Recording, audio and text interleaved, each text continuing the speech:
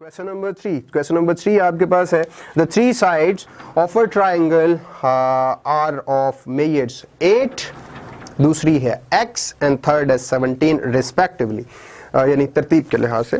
For what value of x will it become base of a right angled triangle. मतलब ये है वो कुछ ये कह रहा है आपको, ये बेस है x, ये कुछ भी लिख लेते हैं, जैसे दो बाकी हैं 8 और 17, तो ऑब्वियसली ये हाइट और ये 17। अगर ये 90 डिग्री का एंगल है तो वो कुछ इस तरह से दे रहा है, ये 8 है हाइट, हाइपोटेनस 17 है, और बेस फाइंड करने के लिए आपको उन्होंने बोला है फाइंड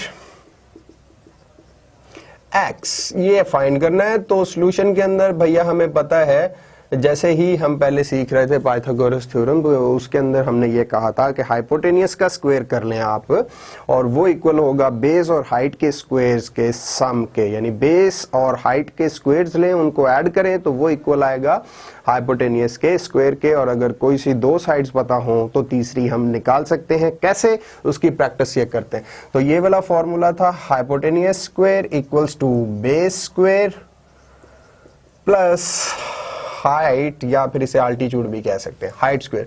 और हाइपोटेनियस उन्होंने 17 दिया है, हम इसका स्क्वायर कर लेंगे। बेस उन्होंने x दी है, हम इसका स्क्वायर कर लेंगे। प्लस हाइट उन्होंने 8 दी है, हम इसका स्क्वायर कर लेंगे। अच्छा, अब हमें 17 का स्क्वायर निकालना है, तो हम 17 मल्टीप्लाई बाय 17 करेंगे, तो ये आ जाएगा आपके पास 9 और 289 आ जाएगा एक्चुअली। तो 4 आई गेस 289 ही है, तो यहाँ पे आ जाएगा 289 equals to X square plus, और 8 स्क्वायर अगर करेंगे 8 मल्टीप्लाई बाय 8 इक्वल्स टू 64, तो ये आ गया 64। वैल्यू हमें चाहिए x की, 64 इधर ऐड हो रहा है, इक्वल की साइड पे ले आइए ताकि हमें x इंडिपेंडेंट हो जाए।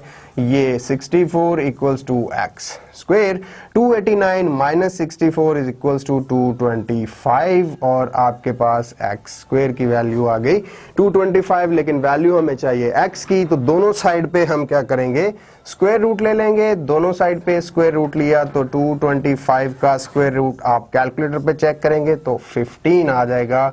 सो बेस की वैल्यू आपके पास आ गई 15। वेरी इजी क्वेश्चन, इस तरह से आप बेस की वैल्यू 15 फाइंड कर सकते हैं।